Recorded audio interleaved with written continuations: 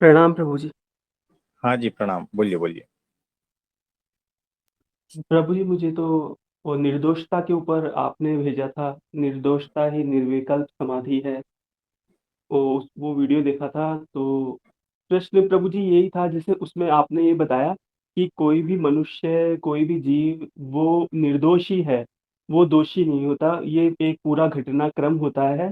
वो घटनाक्रमों के कारण ऐसा लगता है, वो उससे पीड़ित होता है, तो वैसे तो निर्दोष होता है। हाँ जी। तो अब वो ये जो निर्दोष दृष्टि है, ये मैं कैसे बना पाऊं? क्योंकि घटनाक्रम भी अगर हम देखते हैं, अगर आज के समय में, तो बहुत हाँ हाँ। भयंकर भयंकर घटनाक्रम होते हैं। जैसे किसी का खून कोई करके चला जाता है, तो अगर जैसे उस इंसान पर से निर्दोष दृष्टि हटाए, तो वो जो घटनाक्रम हुआ वहां जाएगी दोष दृष्टि।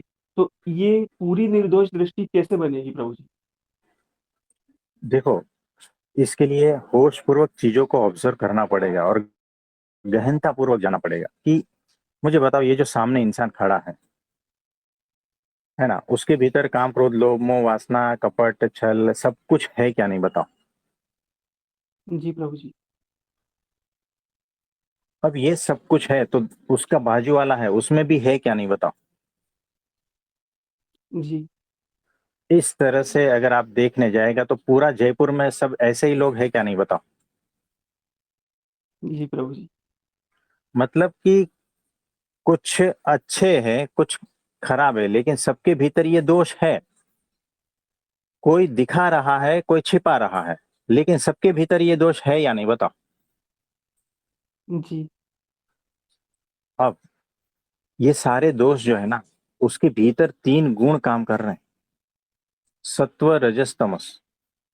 उसकी वजह से उसका क्या कहते हैं, कॉम्बिनेशन, और उस प्रकार से अलग अलग रूप में वो अलग अलग दोष खिलते हैं। और उसका उस पर कोई कंट्रोल नहीं है, क्योंकि सब बेहोश है। अब जब सब बेहोश है तो उसके जो दोष है ना वो दिखेंगे। यानी अगर किसी का गुस्सा करने का दोष है, वो गुस्से पे कंट्रोल नहीं कर पाता है। आपने देखा होगा, मेरे पास आते हैं अभी एक, पिछले जो है 8 साल का बच्चा है। अब पेशाब पे कंट्रोल नहीं है, क्या करे बताओ। रात को वो बेड बिस्तर जो है पूरा गीला कर देता है। अब रोज रोज ये करना, और ये बारिश का मौसम यहाँ पर चालू है, और पूरा मतलब कैसा, सूखता भी नहीं है। तो ये सूखता भी नहीं है और परेशान है घर वाले। 8 साल का बच्चा है। तो ऐसा होता है। तो बेचारा क्या करे, मुझे बताओ, उसका कंट्रोल है क्या? नहीं, बताओ। नहीं कंट्रोल है तभी तो ये पेशाब करता है ना। अगर वो उसके ऊपर कंट्रोल होता तो नहीं करता था ना, बताओ। उसको भी अच्छा लगता है क्या? नहीं प्रभु जी। तो झगड़े में किसी ने आपको गाली दी, अब घर पे जाके वो पछता रहा है कि अरे, ये लीलाधर भाई जी को गाली दिया, बहुत बुरा किया। लेकिन वो सारा जो पछतावा है वो आपको पता नहीं है। अब वो भी क्या करे, वो गाली भीतर से निकल रही थी, कंट्रोल ही नहीं था, तो क्या करे। अब हमारे पास जो है पेशेंट आते हैं, एक जो है 70 साल के दादाजी थे। अब कोई कंट्रोल नहीं, जुलाब लगे हैं, सुबह से 10 बार हो गए, आए हैं, और जो है धोती में ही कर दिए, दवाखाने में ही कर दिए। अब कंट्रोल नहीं है, क्या करे बताओ। तो जैसे भीतर के शरीर की तो बात कर रहा हूं, भीतर भी वैसे ही दोष भरे हैं ना, उसके ऊपर कंट्रोल नहीं है। ईर्ष्या के ऊपर कंट्रोल नहीं है। किसी को देख के आपको ईर्ष्या हो रही है, अब बताओ आपकी क्या गलती है उसमें? आपके भीतर ये चल रहा है। आपको भी अच्छा नहीं लगता है कि मैं ईर्ष्या किसी की ना करूं, ईर्ष्या से परेशान है ना।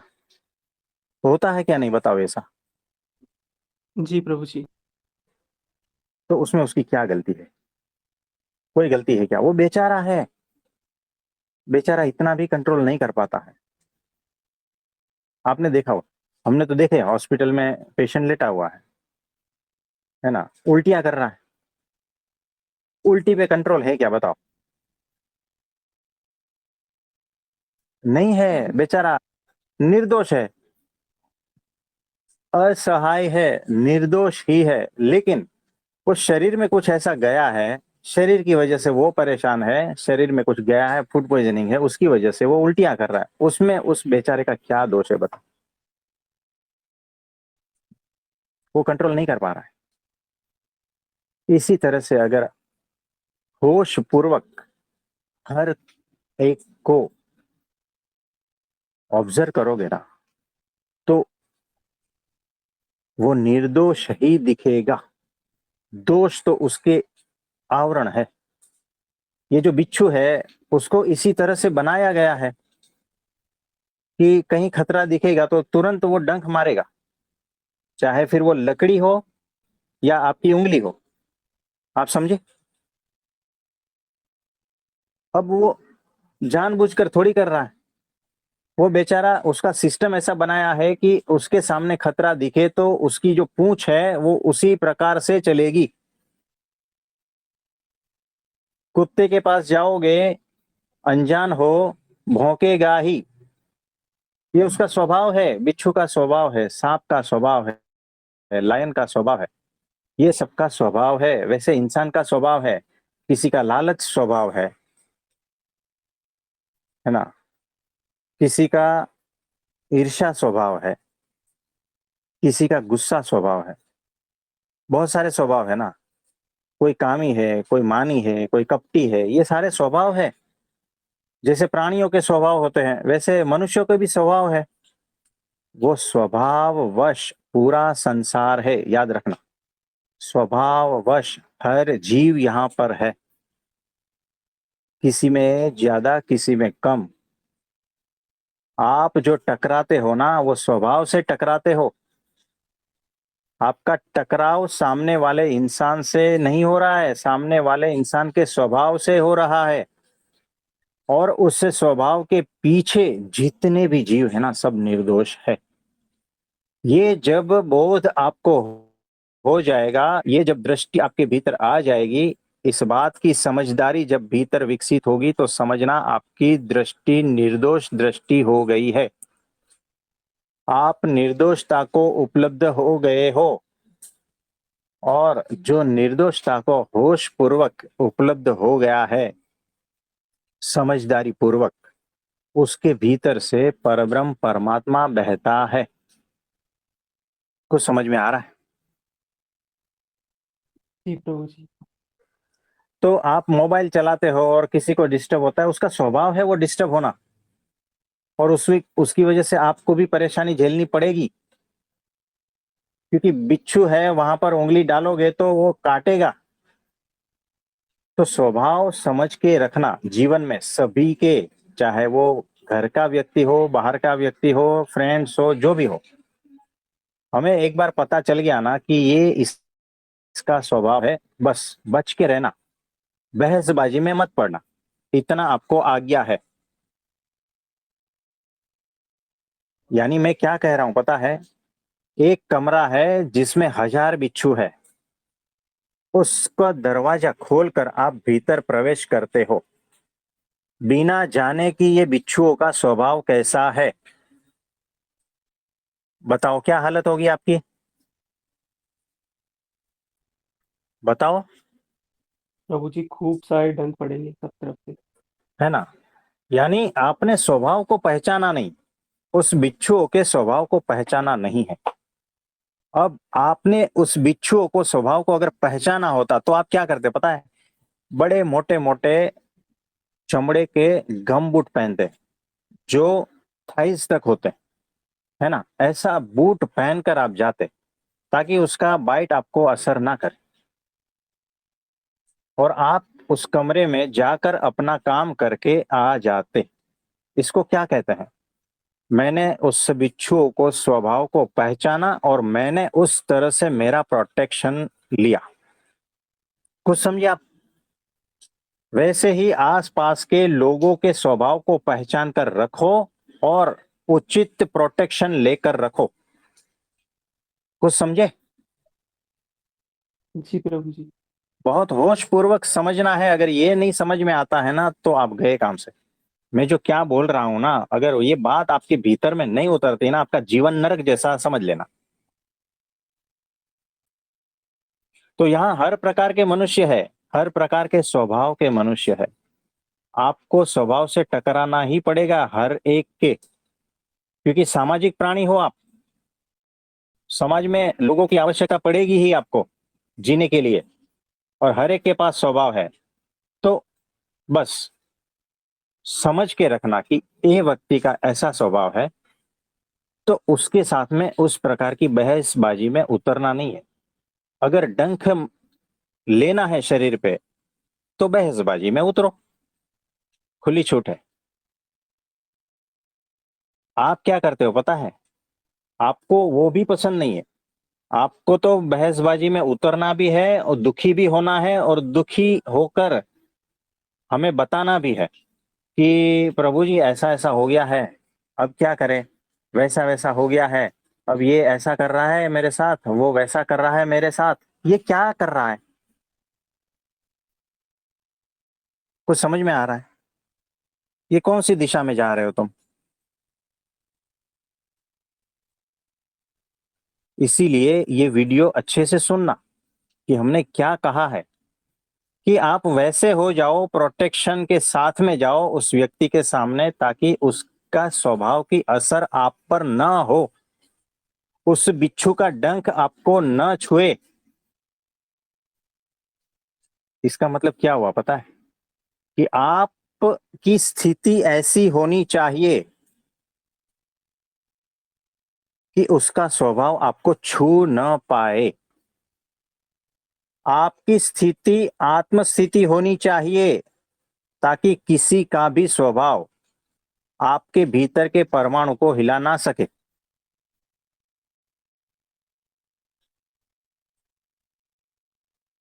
आप समझे? कुछ समझ रहे हो?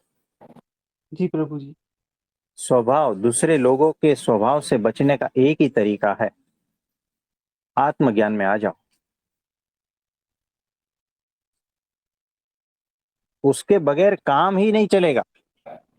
ब्रह्म सिद्ध आत्मज्ञान के बगैर काम ही नहीं चलेगा। तब तक आप कंप्लेन करते ही रहोगे, उसने मेरे साथ ऐसा किया, मैं घर जाता हूं तो ऐसा होता है, मैं ऑफिस जाता हूं तो ऐसा होता है, रास्ते पे लोग ऐसे ही मिलते हैं मुझे, धंधे में लोग ऐसे ही मिलते हैं। ये क्या है? ये कंप्लेन है, सारी कंप्लेन। क्यों? ना समझी की कंप्लेन है ना? आप वो आत्मज्ञान में नहीं आए हो। जो ब्रह्म सिद्ध आत्मज्ञान में जब आप आओगे, तो ये सारी कंप्लेन खत्म हो जाएगी। आप समझे? आपकी स्थिति ऐसी हो जाएगी कि कंप्लेन बचेगी ही नहीं। लोग सामने से आपको अच्छे से बुलाएंगे। कुछ समझ में आ रहा है? जी प्रभु जी। इसमें और कुछ पूछना चाहते हो? नहीं प्रभु जी, यही चीज समझनी थी जो आपने अच्छे से समझाई है आज, कि स्वभाव सब हर कोई स्वभाव वश करता है जो भी करता है, तो हमें उनकी निर्दोषता पर ही दृष्टि रखनी है।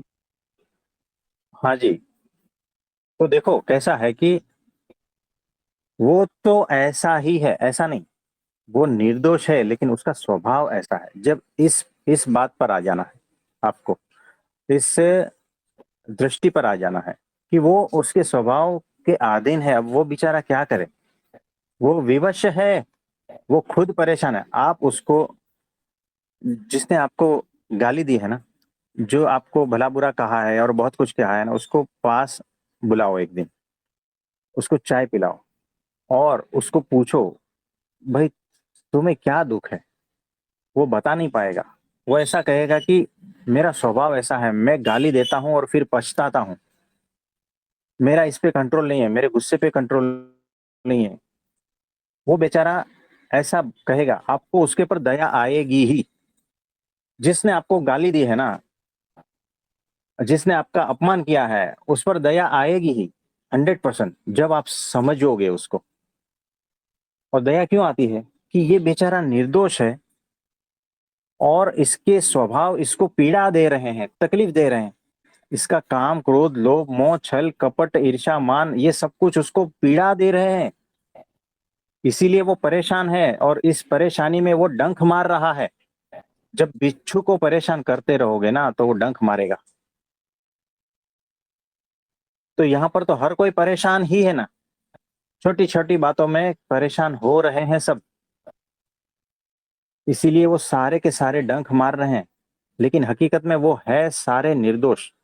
सोचो, ये ऐसा चल रहा है। तो इस बात का बोध, समझदारी कि सामने वाला निर्दोष ही है, बस आप मुक्त हो गए। इतना समझते ही आप मुक्त हो गए। आप समझे?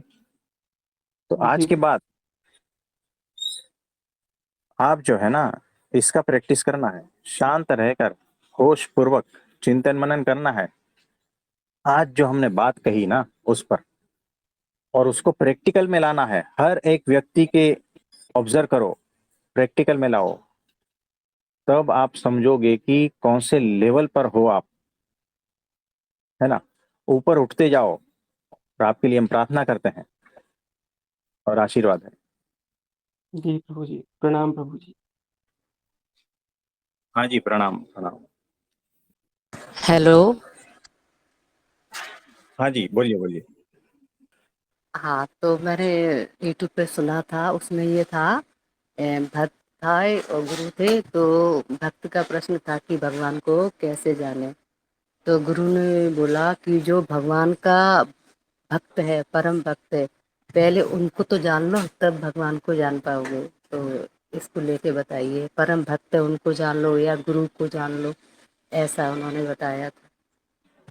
हाँ जी, देखो, यानी कैसा है कि शुरुआत नजदीक से करो। यानी जो एकदम हल्का सा भक्त है ना, उनको पहले जानो। यानी कोई भी मनुष्य को जानो। जो मनुष्य को जानना सीख गए, यानी संसार को जानना सीख गए। मनुष्य से ही संसार बनता है ना। तो किसी भी व्यक्ति को जानो, धीरे धीरे जानते जाओगे, वैसे वैसे ऊपर उठते जाओगे। जानना यानी क्या? होश पूर्वक ऑब्जर्व करना, है ना। फिर धीरे धीरे भक्त की कैटेगरी बढ़ती जाएगी। फिर मीडियम वाला भक्त, फिर उच्च अवस्था वाला भक्त। इस तरह से आप भक्तों की कैटेगरी को जानते जाओगे होश पूर्वक। यानी पहले संसार के स्वरूप को जान लो, उसके बाद में अध्यात्म में जो भक्त है उनके स्वरूप को जान लो, और वो किस तरह से भक्ति करते हैं, वो किस तरह से परमात्मा से जुड़े हैं, उसको जान लेना है, उसको ऑब्जर्व करना है। फिर मेरे में क्या कमी है, ध्यान हमेशा यहीं पर देना है कि मेरे में क्या कमी है, मेरे में क्या कमी है। ये भक्त ऐसा है तो मेरे में क्या कमी है, ताकि उसका सुधार करके मैं भी उस लेवल तक आ जाऊं। ये अगर माइंड में नहीं रहेगा तो आप कितना भी स्टडी करो, कोई फर्क पड़ने वाला नहीं है, है ना। तो हर भक्त को पहले जानो। भगवान का उच्चतम भक्त है उसको जानो। जैसे भगवान श्री कृष्ण है, तो उनका सर्वश्रेष्ठ भक्त तो राधा जी है, अर्जुन जी है, गोपियां है, उद्धव जी है। ये सारे जो है उनके भक्त है। सर्वश्रेष्ठ भक्त में राधा जी है, उनको जान लो। सबको जान लो, और सर्वश्रेष्ठ जो है उनको भी जान लो। जानते जानते एक अवस्था ऐसी आएगी कि मेरे में तो बहुत सारा खाली है, मतलब बहुत सारा कुछ जो उस भक्त में है वो मेरे में नहीं है, ऐसे गुण। अब अभ्यास करते करते उस गुणों को भीतर विकसित करना सीखो कि वो किस तरह से करते हैं, वो किस तरह से करते हैं। यहाँ कंपटीशन नहीं करनी है, नहीं तो कंपटीशन वाला विकार उत्पन्न हो जाएगा। यहाँ पर होश पूर्वक भगवान के भक्तों के गुण को समझना। आप समझे?